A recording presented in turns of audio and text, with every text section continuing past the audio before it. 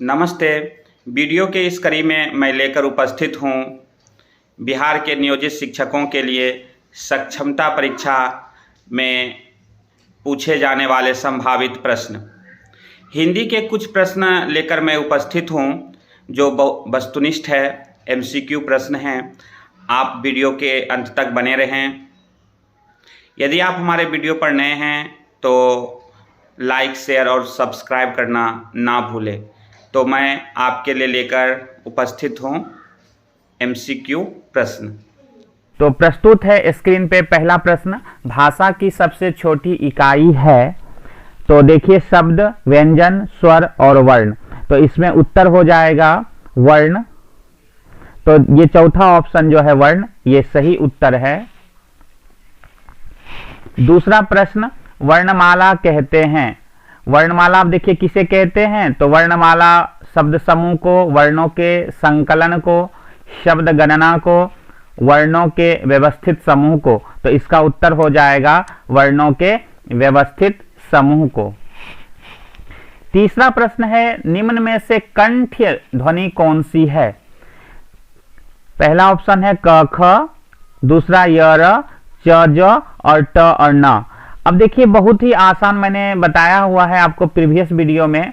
आप यदि वो वीडियो ना देखे हों तो देख लीजिए। इस वीडियो में मैं भी आपको फिर से समझा देता हूं कि जो कवर्ग वर्ण वाले हैं वो कंठ से बोले जाते हैं, कवर्ग।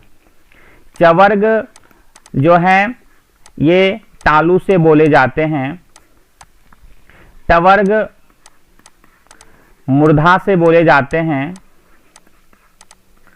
और टवर्ग दंत से बोले जाते हैं, दांत से। और पवर्ग जो हैं वो ओष्ठ से बोले जाते हैं, ओठ से। तो इस प्रकार से देखिए कि कवर्ग वाला वर्ण यहाँ पे क ख है, तो आपका पहला ऑप्शन सही उत्तर होगा। चौथा प्रश्न है कि स्थान के आधार पर बताइए कि मूर्धन्य व्यंजन कौन है। तो अभी आपने देखा मूर्धन्य, देख सकते हैं फिर से। मूर्धन्य देखिए कहां पर है, तो टवर्ग वाला वर्ण मूर्धन्य होता है। तो देखिए यहां पर टवर्ग वाला वर्ण में कौन सा है, ट ठ ड ढ, यानी ग ऑप्शन सही उत्तर होगा। निम्न में से अल्प प्राण वर्ण कौन से हैं। अब देखिए इस वीडियो में आप ये जो पांचवा प्रश्न है अल्प प्राण और महाप्राण, इससे अक्सर क्वेश्चन पूछे जाते हैं। तो देखिए अल्प प्राण में आते हैं प्रथम वर्ण और तीसरा वर्ण।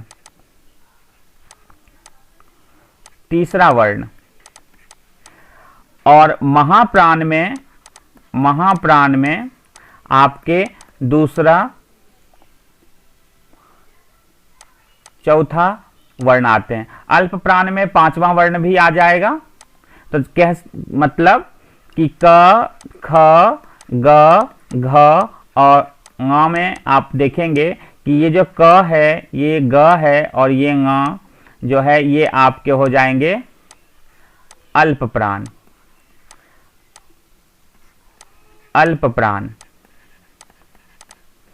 और ये ख और घ जो है द्वितीय और चतुर्थ वर्ण, ये आपके हो जाते हैं महाप्राण। ट्रिकी है, आसानी से आप समझ लीजिए। उसी तरह से यदि च, छ, ज, झ, ञ आपके पांचों वर्ण यहाँ पे दिए हुए हैं, तो जो च, ज और ञ जो हैं ये आपके हो जाएंगे अल्प प्राण।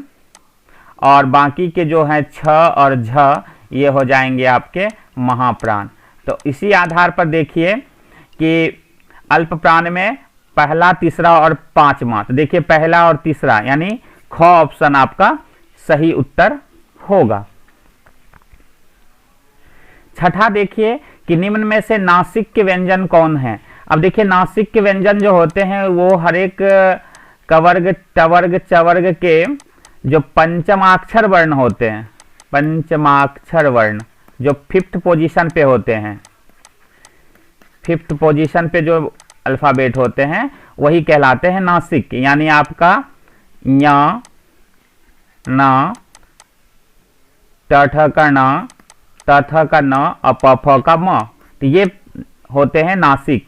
तो देखिए ऑप्शन हो जाएगा आपका घ, नासिक के व्यंजन। ए ऐ वर्ण क्या कहलाते हैं? तो देखिए ए ऐ वर्ण क्या कहलाते हैं? तो ए ऐ वर्ण होते हैं कंठ तालव्य। ये कंठ तालव्य याद रखेंगे, ए ऐ कंठ तालव्य है। हिंदी वर्णमाला में अयोगवाह, अयोगवाह देखिए क्या है? अनुस्वर और विसर्ग को, अनुस्वर और विसर्ग को अयोगवाह कहा जाता है, अयोगवाह। तो याद रखेंगे ये दो वर्ण जो हैं अयोगवाह हैं। स्वर में इसका काउंटिंग नहीं होता है, स्वर वर्ण में इसकी गिनती नहीं होती है, ये थोड़ा सा ध्यान रखेंगे। और अगला प्रश्न देखते हैं 9वां।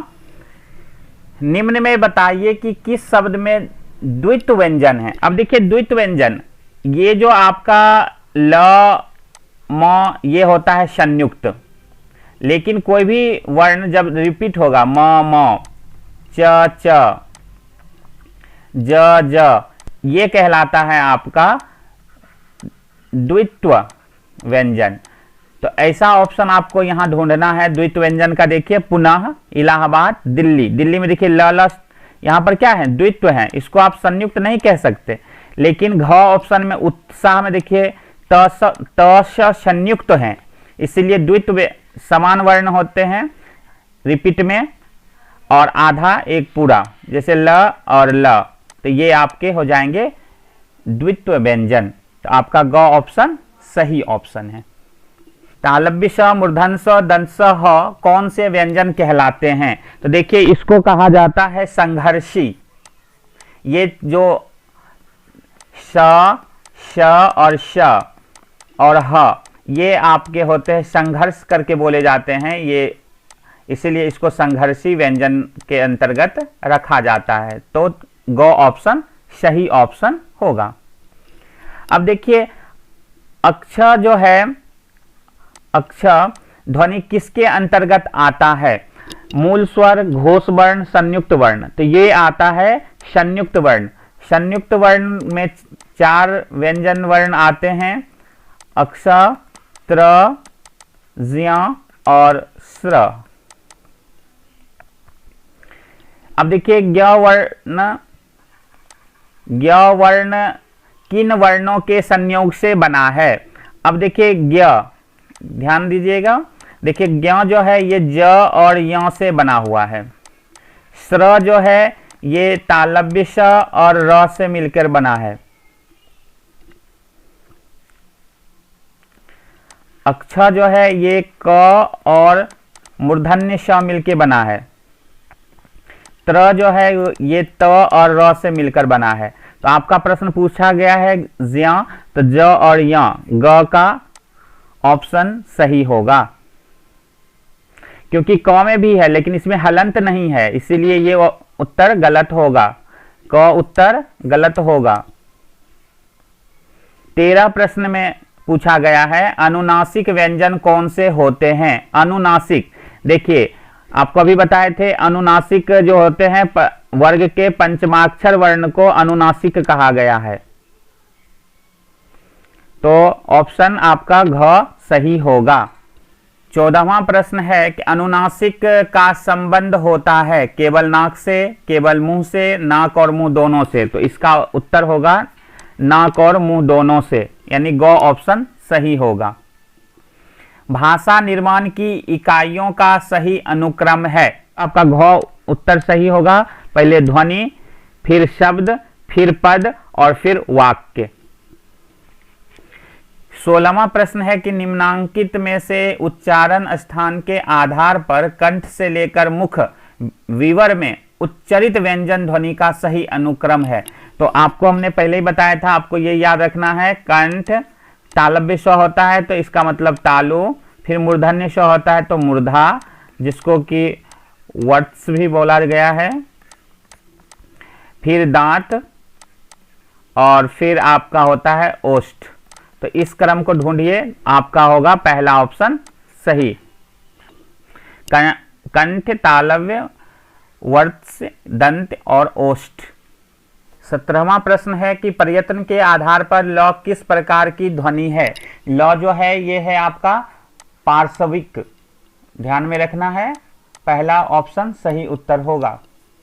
18वां प्रश्न है हिंदी वर्णमाला में स्वरों की संख्या कितनी है। देखिए हिंदी वर्णमाला में स्वरों की संख्या 13, कहीं कहीं आपको 11 भी मिलेगा, ठीक है। तो आपको हिंदी वर्णमाला में स्वरों की संख्या कितनी है तो 13, और हिंदी वर्णमाला की स्वरों की संख्या कितनी है तो 11। इस बात को ध्यान में रखिएगा, इसका ऑप्शन होगा 13।